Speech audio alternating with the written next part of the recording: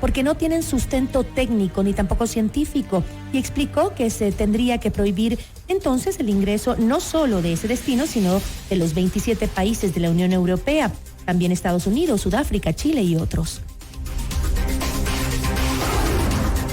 En Notimundo Estelar, Hugo Espejo, subdirector de Medicina Crítica del Hospital del IES Quito Sur, manifestó que las distintas casas de salud de la ciudad se encuentran implementando acciones para enfrentar la alta demanda hospitalaria por casos de SARS-CoV-2. Escuchemos. Bueno, dentro de los planes de contingencia empezamos una fase inicial a partir de mediados de diciembre con la cafetería. Ya la abrimos con 10 puestos, sin embargo, justamente como decía al inicio, ese desbalance entre ingresos y altas nos obligó a aumentar los espacios en cafetería al tope, es decir, 20 espacios. Posterior a eso, en el último fin de semana, pues tuvimos una alerta aún mayor, con mayor cantidad de ingresos, y entonces tuvimos que obviamente dar operatividad a esas carpas militares. Las carpas militares tienen la capacidad de 80 personas, 50 sin oxígeno, 40 sin oxígeno y 40 con oxígeno. En estas carpas, por el momento, dentro del plan de contingencia, esta segunda fase, nosotros consideramos de ahí colocar a los pacientes de prealta. ¿Qué quiere decir eso? Que en las próximas 12 horas a 24 horas su destino es domicilio. En la cafetería, en cambio, se encuentran los pacientes leves que aún necesitan oxígeno y sus cuidados, y obviamente adecuar dentro del hospital por pisos según la gravedad del paciente. Bueno, Y este martes el Pleno del Consejo Nacional Electoral aprobó una resolución para consultar a la Procuraduría General del Estado la posibilidad de ampliar el horario de votación para las elecciones de febrero, del 7 de febrero próximo, y también de la segunda vuelta del 11 de abril. Actualmente el horario establecido en la normativa electoral es desde las 7 horas hasta las 17 horas. La consulta se realizará en base a la situación epidemiológica que presenta el país debido a la pandemia de COVID-19. Según el cronograma electoral, el 17 de enero se debe realizar el debate electoral de los presidenciales.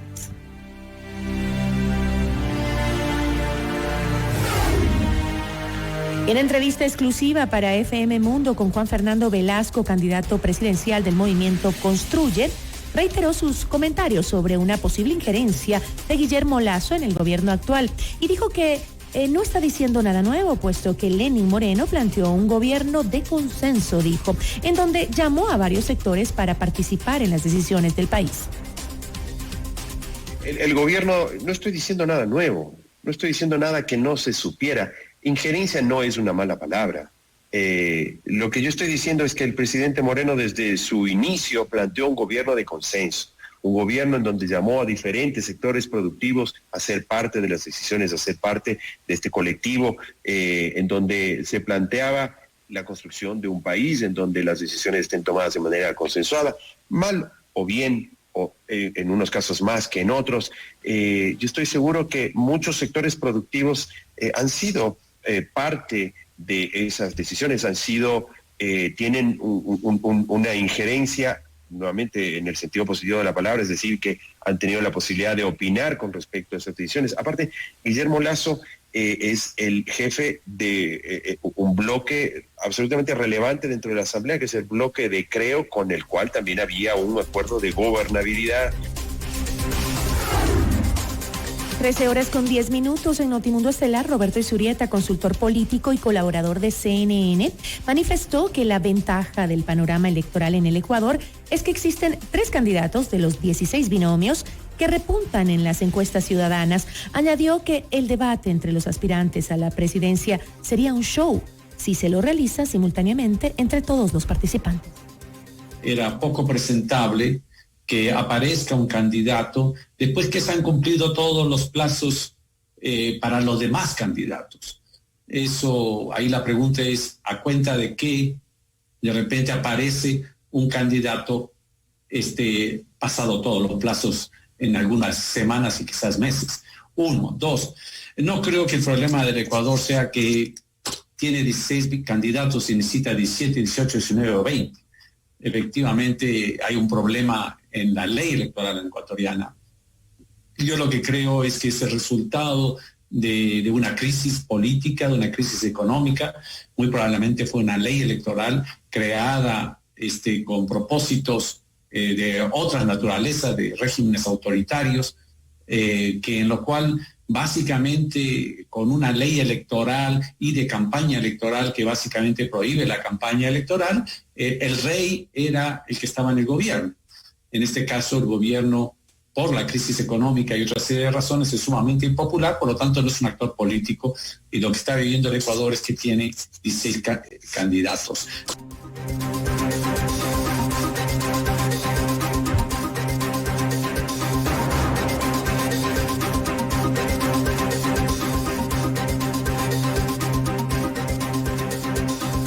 Seguimos informando. Le contamos que la Corporación Participación Ciudadana informó que realizará un proceso de observación cualitativa durante el día de las elecciones presidenciales que se realizarán el próximo 7 de febrero.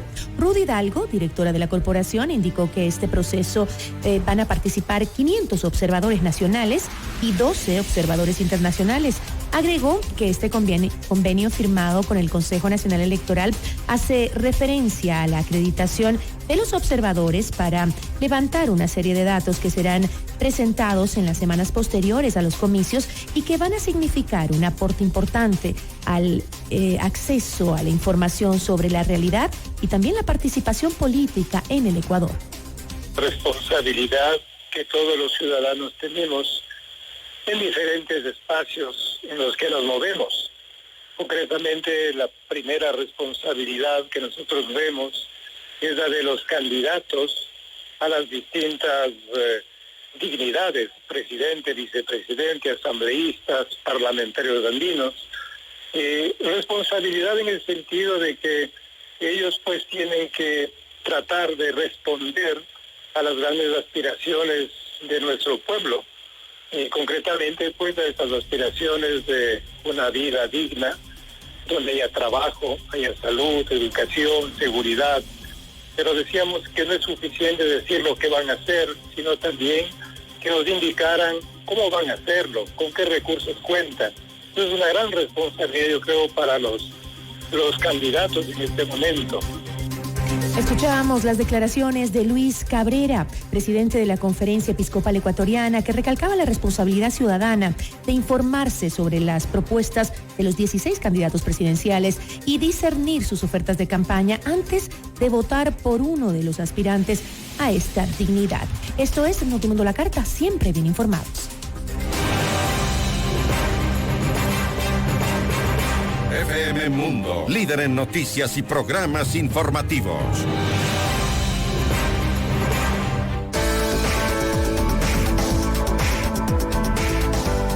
Ya es hora de reactivar tu marca y solo con FM Mundo vas a conseguir los excelentes resultados que estás buscando.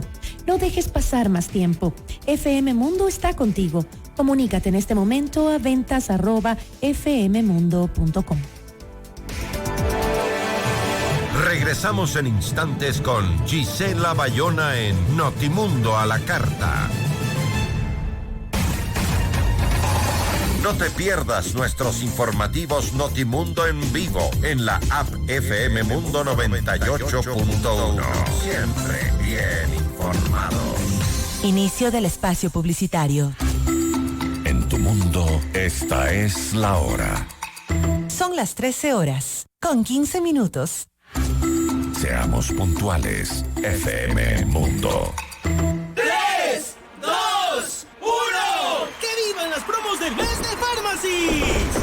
Recibe el año nuevo con descuentos de hasta el 20% en todos tus productos favoritos. Precio especial por 2 en Epagen Forte Cápsulas. Segunda el 50% de descuento en Abrilar Jarabe por 100 ml. Segunda el 40% de descuento en Vagovital Dije Sachets por 20 gramos. Además, canjea tus puntos por recompensas. Pharmacy's, ideas llenas de salud. Consulta en caja, vigencia, términos y condiciones. Aplican restricciones. Es hora de volver. De volver a levantarnos con ánimo todos los días. De saludar a los vecinos en la calle. De abrir nuestras fruterías, panaderías y ferreterías.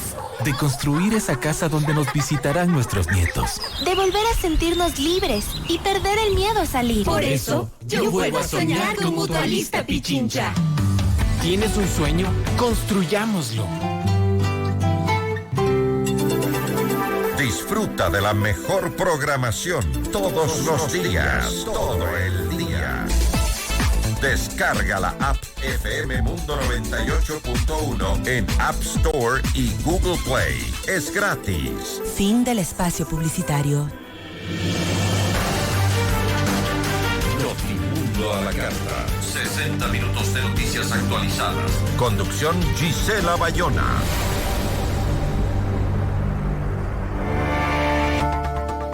Las primeras 50.000 vacunas contra el COVID-19 llegarán la tercera semana de enero a Ecuador. Según el gobierno, empezarán ya a entrar al país el 18 de este mes. Sin embargo, según estudios, al menos el 55% de ecuatorianos debería inmunizarse contra el COVID-19 para lograr la llamada inmunización de rebaño. La entrevista a la carta, en diálogo directo con los protagonistas de los hechos. Nos acompaña a esta hora Caridad Vela, ella es secretaria de Comunicación de la Presidencia. ¿Cómo está? Muy buenas tardes, gracias por estar con nosotros. Gisela, buenas tardes, mucho gusto saludarte y aunque sea un día tarde, desearte un feliz día del periodista. Muchísimas gracias. Y feliz año también, porque no hemos podido saludarnos desde el año pasado. También. Feliz año y feliz Día de Reyes. Así es, todo de una sola vez. Bueno, conversando sobre las vacunas que están por llegar y según entiendo llegarán el 18 de este mes o empezarán a llegar el 18 de este mes al Ecuador. Las primeras 50.000, que ya lo hemos conversado, hemos dicho de que es una cantidad mínima realmente y que solo llegará a unas pocas personas. Pero, sin embargo, ¿cuándo va a iniciar la administración de estas vacunas que entrarían el 18? Inmediatamente, Gisela, las vacunas empiezan a llegar a partir del día 18. Vamos a recibir entregas semanales de vacunas y no se va a detener hasta que terminen de llegar todas las vacunas que el gobierno ecuatoriano ha comprado. Y la distribución de las vacunas inicia inmediatamente. Como tú sabes, en primera línea están los profesionales de la salud que están atendiendo en los hospitales a toda la gente relacionada con COVID. Están los policías, los militares, todas las personas que están actuando en primera línea y a eso se suman los ecuatorianos que están en asilos geriátricos y las personas que los atienden. Eso va a ser lo primero que atendamos y de ahí partimos para seguir esparciendo al resto de la población, obviamente teniendo ciertas prioridades, ¿no? Ya se había anunciado también, Caridad, que en marzo llegarían 2 millones de vacunas adicionales de la casa fabricante Pfizer. También se ha negociado otra compra de 2 millones más, 2 millones de dosis más de vacunas con la misma casa fabricante y paralelamente a eso, pues entre marzo y junio se van a recibir más vacunas. Se hablaba de 18 millones de dosis, que quiere decir que se podrá vacunar a 9 millones de personas.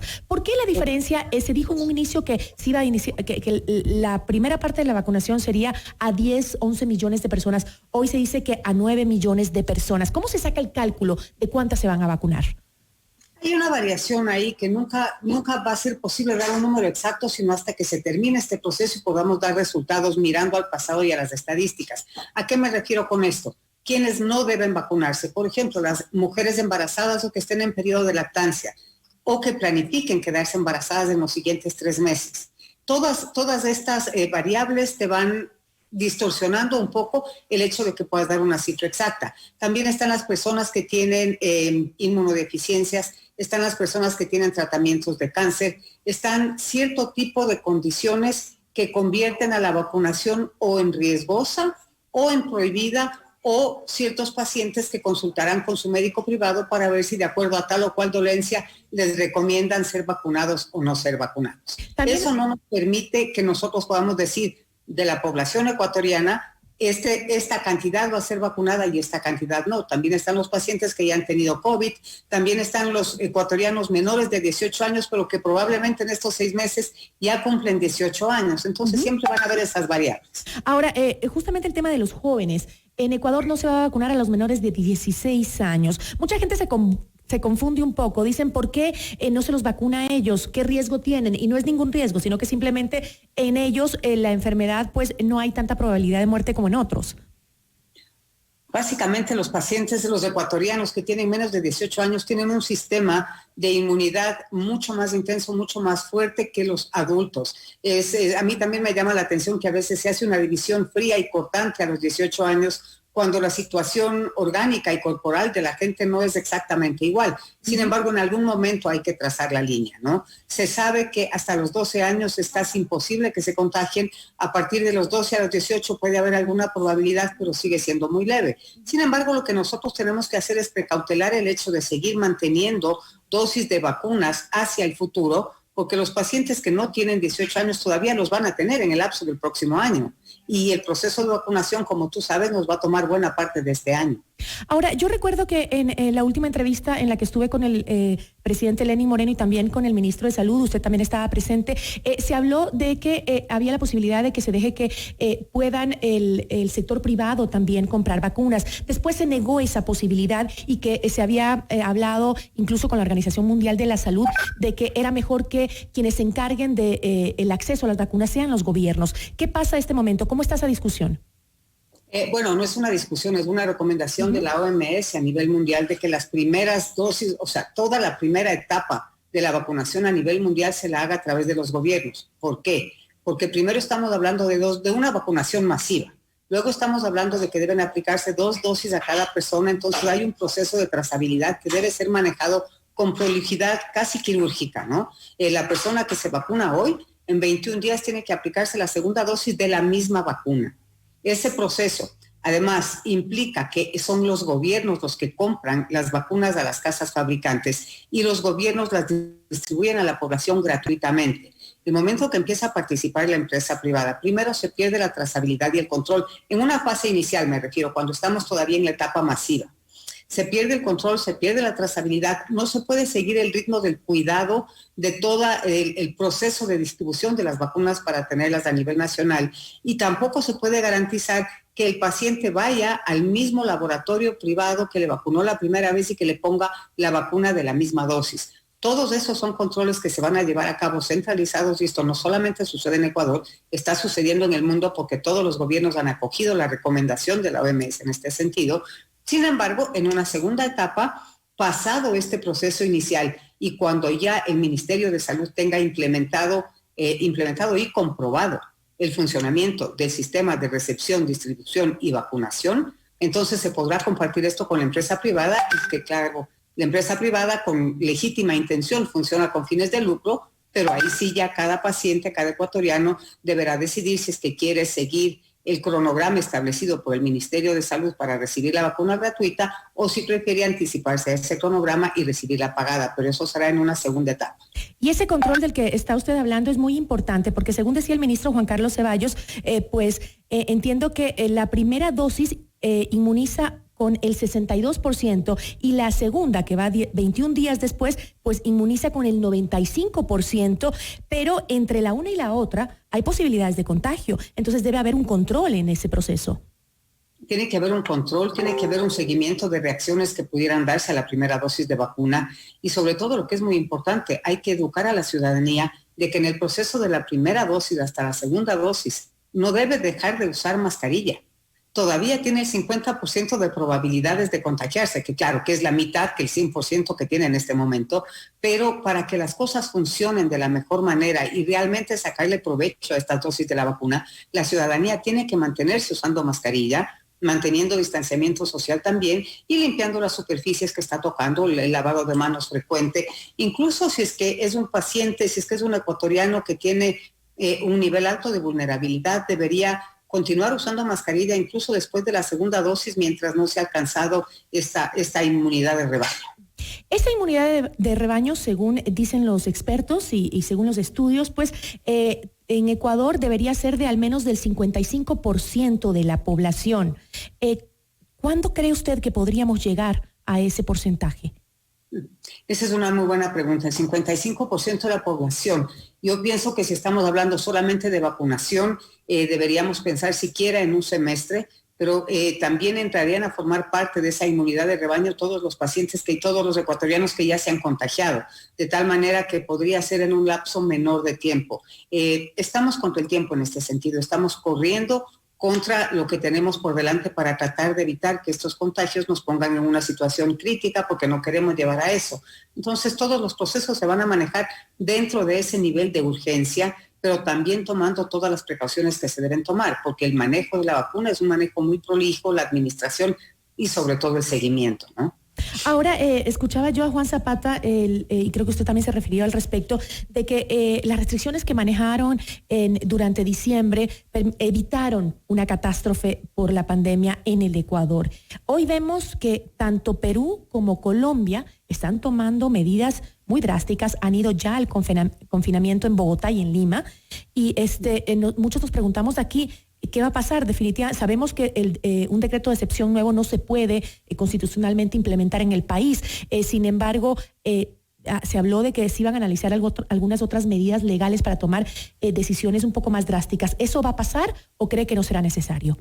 Dios quiera que no, Gisela. Realmente las 2 semanas que estuvo vigente el estado de excepción ayudaron muchísimo porque sí se evitaron las aglomeraciones de los fines de semana de Navidad y Año Nuevo. Sin embargo, ¿qué es lo que nos lleva a decretar este estado de excepción? Son las aglomeraciones que se dieron antes de esos fines de semana en espacios públicos por las fiestas de Quito a principios de diciembre, y luego ya empezaron las compras navideñas y todos estos comercios formales e informales a operar de una manera bastante incontrolable en cuanto a aglomeraciones. Pero hemos visto también situaciones que incluso dentro del estado de excepción han desafiado esta normativa. Por ejemplo, la celebración del partido de fútbol que se dio a fines de año, por ejemplo, una fiesta que se dio en Guayaquil el fin de semana pasado, donde se reunieron 2,000 personas y ninguno usaba mascarilla y hubo bebidas alcohólicas y hubo bastantes desmanes. No podemos dejar de pensar que esas 2,000 personas salieron de ahí en transporte público, probablemente a sus casas, a los centros comerciales, a los restaurantes, a las farmacias, y todos estos son focos infecciosos que tenemos en este momento caminando por todas las ciudades. Y esto estoy citando solamente fenómenos dados en Quito y en Guayaquil, pero esto sucedió a nivel país. Si bien se pudo contener muchísimo, también han habido desmanes. Entonces, de aquí al 18 de enero estamos todavía en un periodo crítico en cuanto a alta observación se refiere, porque no podemos descuidarnos para seguir precautelando el nivel de atención hospitalaria que somos capaces de ofrecer a la ciudadanía. ¿Cómo está eso ahora? Ya supuestamente algunos hospitales públicos en la capital estaban con camas UCI saturadas.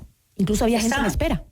Sí, estamos en Quito, sobre todo hay camas UCI saturadas. Sin embargo, lo que estamos haciendo paralelamente es volviendo a activar lo que se tuvo activado en los meses de marzo, abril, mayo y junio del año pasado, que no es necesario activar todo. Recordemos, por ejemplo, que en Guayaquil en el mes de junio se habilitó un centro de exposiciones con camas hospitalarias cuando no se lo llegó a utilizar ni al 50%, porque, a Dios gracias, se logró contener la propagación del virus antes de eso. En Quito se hizo lo propio y también muchísimas camas quedaron sin utilizarse. Entonces, ¿qué nos enseña eso?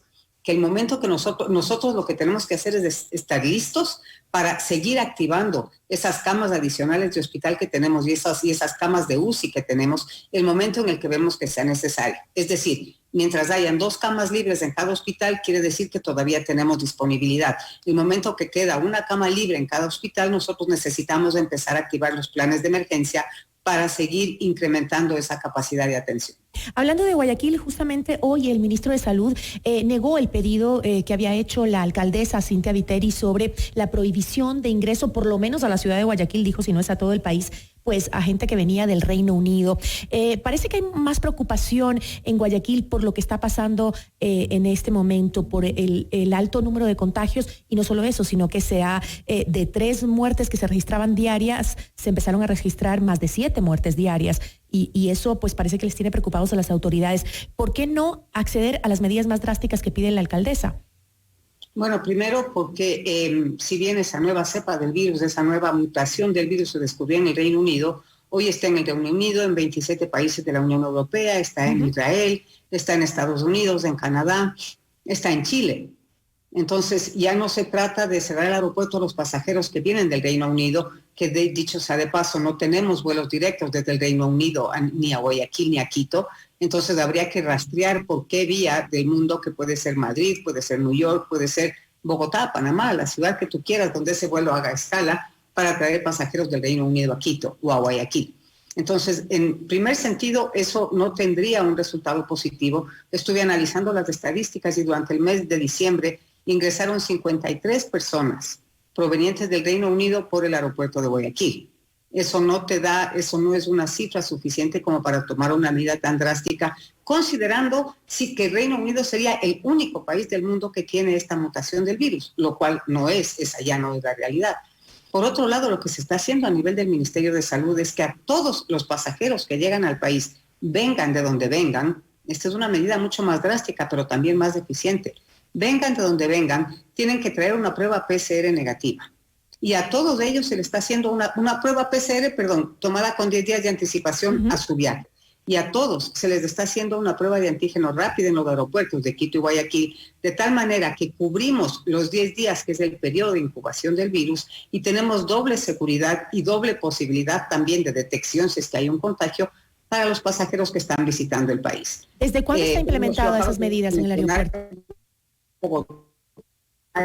Pero también está Alemania, está Reino Unido, que están entrando en confinamiento, algunos sectores de España también. Entonces, siempre habrá que seguirle tomando el pulso para ver en qué momento hay que presionar un poco más en estas medidas, pero consideramos que para lo que estamos viviendo este rato, esas son las adecuadas. ¿Ya se están implementando esas medidas en el aeropuerto? Es decir, ya se están exigiendo las dos pruebas, una, la PCR con 10 días con un máximo de 10 días negativa, y también la de antígenos que se hace en el mismo aeropuerto? Así es, exactamente. Puedo dar fe física, testimonial sobre eso, porque regresé de viaje hace 3 días y me hicieron la prueba en el aeropuerto y tuve que esperar los 15 minutos, ventajosamente. Le cuento que yo también regresé de viaje el día martes y a mí no me hicieron ninguna prueba. Yo entregué la mía negativa de PCR, eso sí, me la exigieron, pero a mí no me hicieron ninguna otra prueba. De México. Ya, México no está todavía en los países de riesgo. Ahora, esta medida que le anunció Juan Carlos Ceballos de esta mañana está vigente ya y se están haciendo las pruebas indistintamente. Bueno, esperemos que en general lo que entiendo es que las medidas podrían cambiar siendo más drásticas o más ligeras según los estudios técnicos. Veamos cómo se comporta la ciudadanía, veamos si es que seguimos siendo responsables y evitamos que las medidas se endurezcan entonces. Realmente lo que acabas de decir es una verdad muy grande, Gisela. La decisión, el destino de lo que suceda con el país en los próximos días, semanas y meses, más allá de toda la normativa que pueda aplicar las autoridades y más allá de todo el proceso que estemos implementando para tener un sistema de vacunación óptimo, está en la conciencia de los ciudadanos. Si es que la ciudadanía no se cuida, no usa mascarillas, no se dedica a hacer gran parte de su trabajo a través de medios virtuales, no evita salidas innecesarias, muy poco vamos a lograr. La conciencia ciudadana es la principal vacuna que tenemos para este virus y sin el apoyo de la ciudadanía no hay ley, no hay norma, ni hay autoridad que pueda solucionar el problema que estamos enfrentando. Caridad, le agradezco mucho por habernos acompañado. A ti, Gisela, un abrazo, mil gracias. Igual, agradecemos a Caridad Vela, secretaria de Comunicación de la Presidencia, por aceptar esta entrevista. 13:34. Esto es Notimundo a la Carta, siempre bien informados. Regresamos en instantes con Gisela Bayona en Notimundo a la Carta.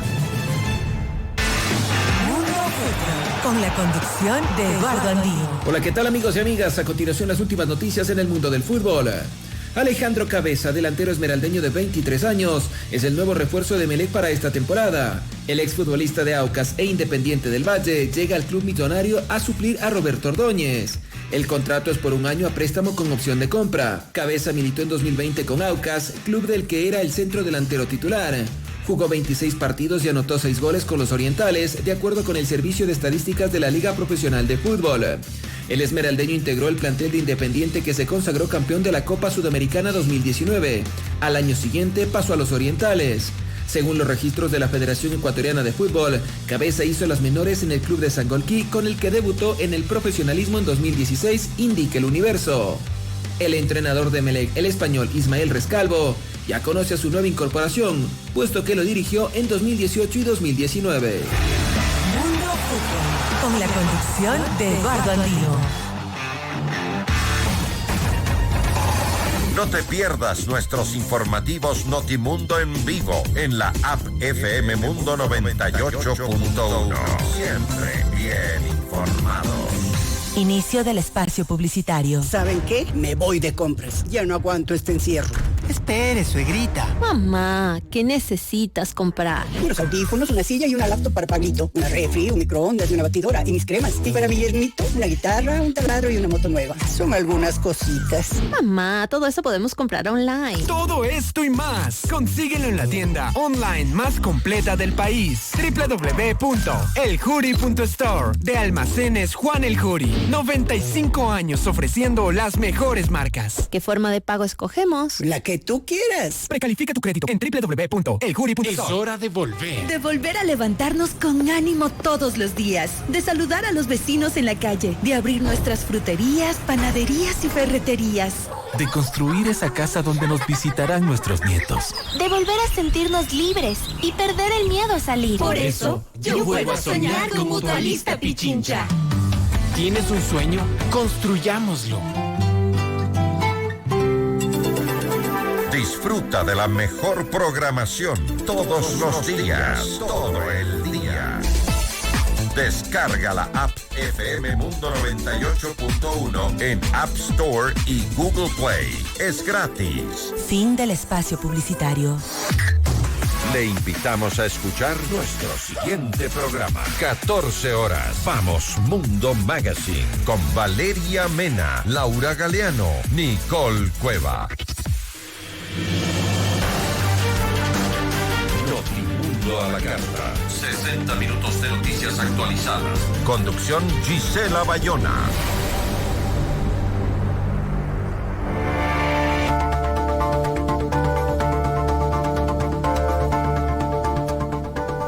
Desde este lunes, la ciudadanía puede hacer el pago del impuesto predial en Quito. ¿Cómo se va a realizar este año la cobranza de este impuesto? Le contamos. La entrevista a la carta, en diálogo directo con los protagonistas de los hechos. A esta hora, Henry Reyes, el exdirector metropolitano de Servicios Ciudadanos del Distrito Metropolitano de Quito. Henry, ¿cómo está? Muy buenas tardes. Henry, parece que tenemos un problema. Está desactivado su micrófono. A ver si lo puede prender, por favor. ¿Sí? Sí, mil disculpas. Gisela, muy buenas tardes. Qué gusto. Un saludo a toda la audiencia. Muchísimas gracias. Henry, ¿cómo va a funcionar exactamente el sistema de cobranzas del impuesto predial? ¿Cómo se han preparado? Sabemos que hay muchas personas que tienen esta costumbre, sobre todo las personas mayores, que no están muy adecuadas al tema del internet, al tema de hacer las cosas por línea. Son las que más hacen esos trámites en persona y son justamente las personas en más alto riesgo durante la pandemia. Exactamente, Giselle, esa es la preocupación del municipio de Quito bajo las condiciones de pandemia en la que nos encontramos. Normalmente el ejercicio de pagar el impuesto predial es una aglomeración de personas, especialmente de segmento vulnerable en la actualidad. En ese sentido hemos tomado la decisión de no conformar focos de aglomeración innecesarios realmente, ya que todos los trámites y procesos del impuesto predial, tanto para consultas, pagos o reclamos, se encuentran actualmente en el Internet o a través de línea o a través de canales telefónicos. Por tanto, es innecesario que los ciudadanos se acerquen a las agencias a cumplir con su obligación tanto de pago como de consultas. En este sentido, más bien lo que hemos optado es por reforzar los canales de atención virtual. Aquellos usuarios que no están digitalmente formados todavía y no tienen el acceso a medios telemáticos como el Internet, como la computadora, pueden hacer uso de las líneas telefónicas para obtener la información de su impuesto predial, realizar el pago a través de bancas electrónicas de todo el sistema financiero a nivel nacional y si gustan hacerlo de manera presencial a través de las ventanillas, que son alrededor de 2.500 instaladas por el sistema financiero en todo el distrito. Ahora, Henry, revisaba redes sociales y veía que existen muchas quejas sobre un incremento de hasta el 300% en el impuesto. Además, hay que considerar que cerca de 600,000 quejas se reportaron el año pasado de gente que estaba inconforme con los pagos que les correspondía por impuesto predial y que los consideraba pues muy excesivos. ¿Existen algún tipo de sobrecargo este año? ¿Qué es lo que está pasando? Exactamente, el ejercicio de cancelar el impuesto predial trae consigo una serie de cobros de adicionales que implica y establece la normativa. Entonces, junto con el impuesto predial, pagaremos la tasa de seguridad ciudadana, un aporte al cuerpo de bomberos y también se especifica que se debe recaudar la contribución especial de mejoras. Pero todo eso se lo ha pagado siempre, esos rubros siempre han estado dentro del pago. Exacto, sin embargo hay que tener en cuenta que el rubro específico de contribución especial de mejoras es un rubro variable, no es fijo a lo largo de los ejercicios económicos. El impuesto predial varía cada 2 años, dependiendo del avalúo de las propiedades. La ley establece que se establezca un avalúo por un bienio. Está vigente el bienio 2021, por lo tanto, ese rubro específico de impuesto predial no ha subido. Lo que sí puede identificarse como una variación es específicamente la contribución especial de mejoras, ya que esto implica o es un ejercicio de incorporar nuevas obras que se han ido ejecutando en el distrito y que la ley dispone que ya sean recuperadas a través de esta contribución, o de otras obras que hemos venido pagando por varios años y que se terminan de pagar. Entonces, realmente el rubro de contribución de mejoras siempre va a variar. En algunos casos subirá, en otros casos decrece, pero es una obligación adicional que se tiene que cancelar junto con el impuesto predial.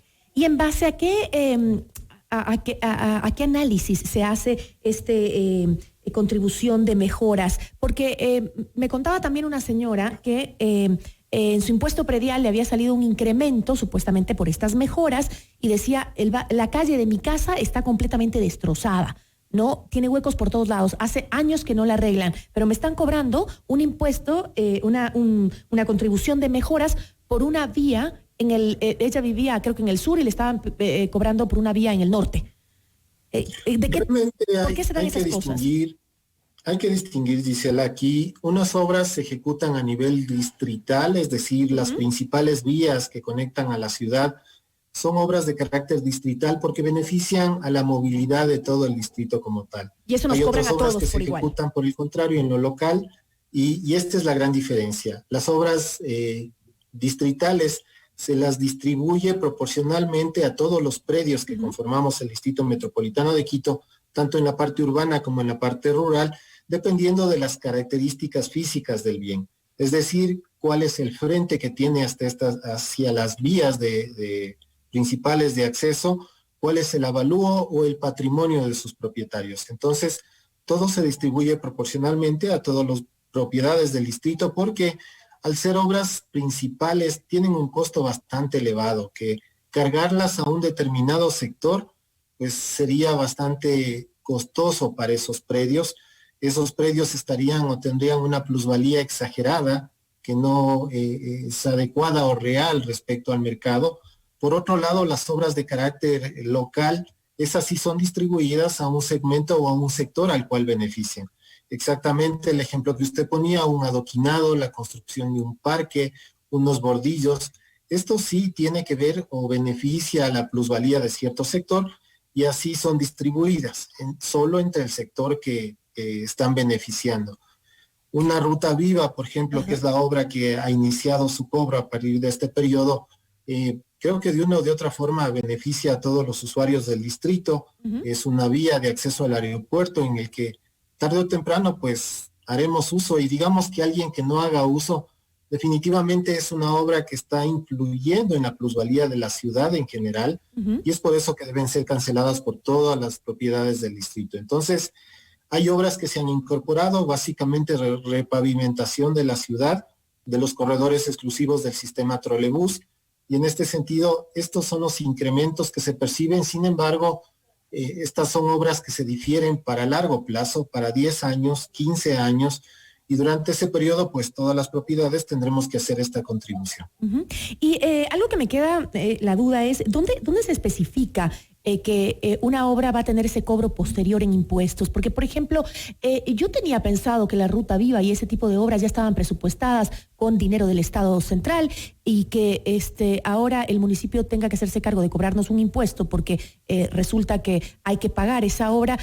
No sé, no conozco, realmente no lo puedo afirmar, no conozco si estaba dentro del contrato previo de construcción el que posteriormente se cobraría un impuesto para que la ciudadanía pague esa obra o eso se determina en el contrato ya cuando se hace la construcción de la obra. Cuando se adopta este tipo de contratos que muchas veces vienen financiados por organismos multilaterales o el mismo gobierno central, ahí se estipulan las condiciones de recaudación. La ley dispone que este tipo de inversiones se las recupere a través de la contribución de mejoras. En el caso de la Ruta Viva en específico, había un error en una ordenanza aprobada en el año 2018. Se estipulaba que un 5% del valor de esta obra se recaude a través de contribución de mejoras y la diferencia se la haga a través de un peaje, a los usuarios de esta vía. Sin embargo, la ley no permite recaudar este tipo de inversiones a través de peajes. Sí, porque se analizaba hace poco el tema del peaje, ¿no? Eso ya no va.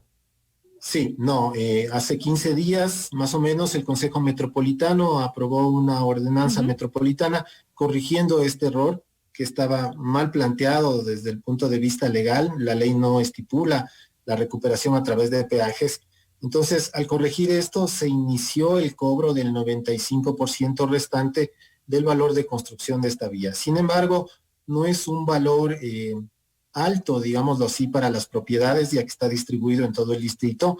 Lo que sí puede estar incrementándose son obras de carácter local. Son estos predios los que han tenido alguna afectación vial o alguna mejora en la vialidad en su localidad, los que van a percibir un incremento un poco más significativo.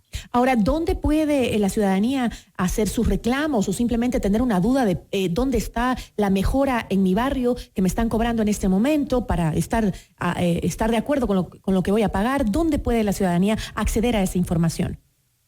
Gisela, siendo una de las preocupaciones el mantener informado a los ciudadanos, yo creo que las cuentas claras son lo que nos determinan una conformidad o no. En este caso, a través del portal del municipio de Quito de Servicios Ciudadanos, pam.quito.go.es, al consultar mis obligaciones, yo puedo ver el detalle de esas obligaciones y tengo un botón que me traslada hacia el desglose de cuáles son esas obras que han sido incorporadas, así como las que ya me encuentro pagando. En esta página web, el usuario podrá obtener la información de cuál es el plazo, cuál es su contribución total que tiene que realizar y pues cuál es el valor de estos dividendos que tendrá que pagar. Como explico, hay obras que se terminan de pagar este año, hay otras que se terminaron de pagar el año anterior y otras que se incorporan al cobro. Entonces, hay que adecuarse a que la contribución especial de mejoras sí va a ser un rubro cambiante en cada ejercicio económico. Sin embargo, pues al venir cobrado junto al impuesto predial, el ciudadano percibe esto como un único rubro llamado impuesto predial, pero en realidad son dos contribuciones las que estamos haciendo. Una para la parte de impuesto y otra esta contribución especial de mejoras. Por internet podemos hacer los pagos a cualquier banco nacional. Exacto, Gisela. Cada institución financiera habilitado a través de sus portales el pago de las obligaciones municipales, no solo en este distrito metropolitano, sino a nivel de todo el país. Sin embargo, en la página web del municipio de Quito también se puede hacer el pago a través de tarjeta de crédito, prácticamente con toda la gama de tarjetas que se tiene. Yo le agradezco muchísimo por habernos acompañado, Henry. Muchísimas gracias por la información. Giselle, con todo gusto, siempre a las órdenes. Una buena tarde. Henry Reyes, director metropolitano de Servicios Ciudadanos del Distrito Metropolitano de Quito. Esto es Notimundo a la Carta, siempre bien informados. Notimundo a la Carta, una opción para mantenerse informado. Ahora las noticias. Tenemos más información para usted. 13 horas con 49 minutos. En rueda de prensa, Mauricio Pozo, ministro de Economía y Finanzas, informó este martes que una de las reformas planificadas para este año prepara el campo pensional de la Seguridad Social para dar sostenibilidad a este sector. Escuchemos. Reformas, lo que he mencionado es que son 3 las que se van a preparar en el campo pensional de la Seguridad Social. Eso involucrará todos los cambios que tengan que producirse tanto en la administración cuanto en la relación con los afiliados para darle sostenibilidad a la seguridad social. La otra es una reforma tributaria que buscará simplificar, buscará reducir algunos impuestos, eventualmente podrá revisar algunos, son propuestas que se van a dar, pero tampoco van a ser aprobadas en este gobierno. Van a ser entregadas para que un siguiente gobierno las promueva, las envíe a la Asamblea y ésta las discute y las aprueba o los cambia, lo que tengan que hacer. Y finalmente la reforma laboral, que tiene el mismo sentido, algo que nos permita facilitar la contratación, ayudar a las cifras de empleo y ese es un poco el compromiso que vamos a hacer. Esto no es una reforma que esté en el programa económico del Fondo Monetario para su aprobación. Esta es una reforma que está para su entrega, una socialización inicial y su entrega al siguiente gobierno. Asimismo, el ministro Mauricio Pozo indicó que las modificaciones incluyen también al Código Monetario y precisó que el proyecto será enviado a la Asamblea Nacional para su trámite y aprobación con la intención de entregarle autonomía al Banco Central del Ecuador. Escuchemos. El Código Monetario, eso sí está en el programa, eso sí tiene que ser tratado y aprobado en la Asamblea Nacional. Eso estaríamos enviando en el mes de enero y debería estarse aprobando para el mes de febrero probablemente, porque lo vamos a hacer por la vía económica urgente. Básicamente es una ley que le permite al Banco Central recuperar lo que siempre debió tener, una independencia, una autonomía, un gobierno corporativo que le permita tomar las mejores decisiones, que no vuelva a ser lo que ha sido, un prestamista del gobierno, ni que sea un apéndice del Ejecutivo, que sea una institución autónoma e independiente que se encargue de los temas que le competen, la estabilidad económica, el seguimiento de la liquidez, la provisión de información macroeconómica, ese tipo de cosas que le compete al Banco Central, que no vuelva a hacer lo que hizo, de entregarle recursos al gobierno para que éste gaste en lo que gastó y que ahora nos generó un problema patrimonial importante en esa institución. Petroecuador adjudicó la exportación de 1.080.000 barriles de crudo Oriente a la compañía estatal PTT International Trading con un diferencial de menos 0,07 por barril. Esta primera venta spot de 2021 representa ingresos para el Ecuador por $46,7 millones durante el mes de febrero próximo. El diferencial adjudicado para la entrega de crudo Oriente es más beneficioso para Petroecuador que el registrado para ventas de largo plazo con empresas asiáticas en aproximadamente $2.50 por barril. Y en Notimundo al Día, Fernando Morales, concejal de Quito, calificó de mediocre la gestión del alcalde de Quito, Jorge Yunda, y sus colaboradores por los atrasos en los procesos del metro de la ciudad. Indicó que no existe una voluntad política de transparentar la información sobre el modelo de contratación para la operación del sistema de transporte, lo que demoraría todos los pendientes, dijo.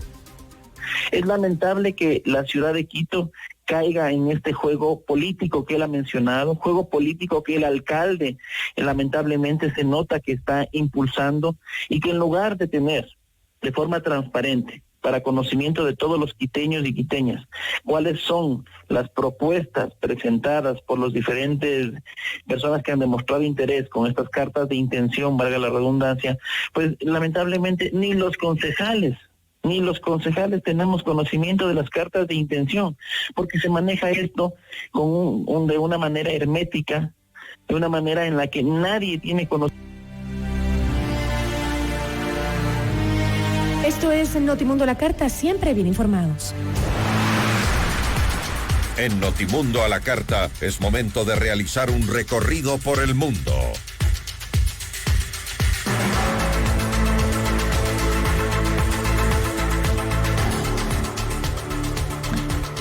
En la información internacional, este miércoles la Agencia Europea de Medicamentos, EMA, emitió su visto bueno por consenso al uso de la vacuna contra el COVID-19 desarrollada por la estadounidense Moderna en mayores de 18 años y la consideró lo suficientemente segura y eficaz como para que la Comisión Europea le otorgue una licencia de uso condicional. El Comité de Medicamentos Humanos concluyó de forma positiva su evaluación de todo el paquete de datos compartidos por Moderna, que incluía información sobre el proceso de producción, la calidad, la composición y los datos de ensayo clínico llevados a cabo. El respaldo de la agencia es el paso previo a que la Comisión apruebe la autorización de comercialización condicional, convirtiendo esta vacuna en la segunda que podría usarse en los países europeos después del fármaco de Pfizer-BioNTech, que fue autorizado el 21 de diciembre pasado. Con la intención de contener el nuevo brote de coronavirus, las autoridades chinas cerraron algunas carreteras de acceso a una gran ciudad de 11 millones de habitantes, ubicada cerca de Pekín, la capital de la provincia de Hebei, ha registrado 117 contagios, de los cuales 63 fueron anunciados este miércoles. De este total, 78 son asintomáticos. Uno de sus distritos está considerado de alto riesgo y fue aislado. Este sector de 40.000 habitantes es el único territorio del país bajo este calificativo. Todos sus habitantes han sido sometidos a un test de detención, según las autoridades sanitarias. En Notimundo al Día, Rosa Villao, enfermera ecuatoriana radicada en Inglaterra, manifestó que el confinamiento total impuesto por las autoridades británicas en los últimos días no estaría motivado por una saturación física actual en el sistema hospitalario, sino más bien como una estrategia de prevención ante la posible baja en el factor humano de atención prioritaria. Esto debido a que se ha registrado un alza de los contagios de COVID-19 en médicos y también en todo el personal de salud. Escuchemos. Esta nueva cepa que se ha transformado, se ha mutado, que es la que está viviendo el Reino Unido, esto está desde octubre. Desde octubre hemos venido detectando el incremento de los casos de esta nueva cepa, porque por supuesto la gente no sigue las reglas, no sigue el confinamiento, creen que esto del COVID no existe, pero uno que trabaja en el área hospitalaria siente la presión, siente que no tenemos recursos en el sentido de personal, porque las enfermeras, médicos, todo el personal de salud atiende a esta gente que viene con síntomas de COVID. Es lógico que nosotros nos enfermemos. Y este miércoles la jueza británica Vanessa Baraister negó la libertad condicional al fundador de Wikileaks, Julian Assange, al considerar que presenta riesgo de fuga a pesar de haber rechazado previamente su extradición a los Estados Unidos por motivos de salud. Al anunciar su decisión en la Corte de Magistrados de Westminster, la jueza señaló que Assange todavía no ha ganado su caso, dado que Estados Unidos recurrirá el fallo contrario a la entrega y tiene un incentivo para fugarse hasta que concluya ese proceso. Además, indicó que el australiano de 49 años, que sufre depresión y otras dolencias tras 10 años confinado en el Reino Unido, ha demostrado repetidas veces que es capaz de huir de la justicia, aunque haya estrictas condiciones de control. Aquí concluimos la información en Notimundo a la Carta. Gracias, como siempre, por su amable sintonía. Yo soy Gisela Bayona y les recuerdo que si quiere mantenerse bien informado, nos puede seguir en nuestras redes sociales. Somos FM Mundo. Una buena y fría tarde. Hasta mañana.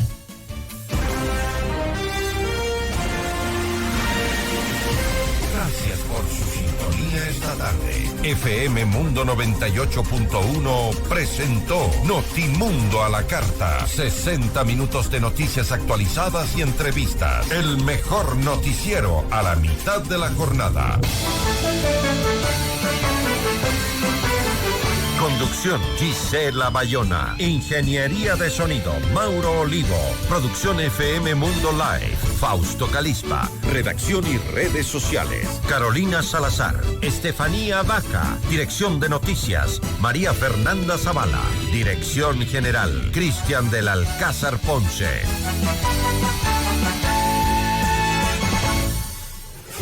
Notimundo a la Carta, con el auspicio de Mutualista Pichincha. ¿Tienes un sueño? Construyámoslo. FM Mundo Noticias. Los últimos acontecimientos en resumen. Estas son las noticias en Notimundo Estelar, el consultor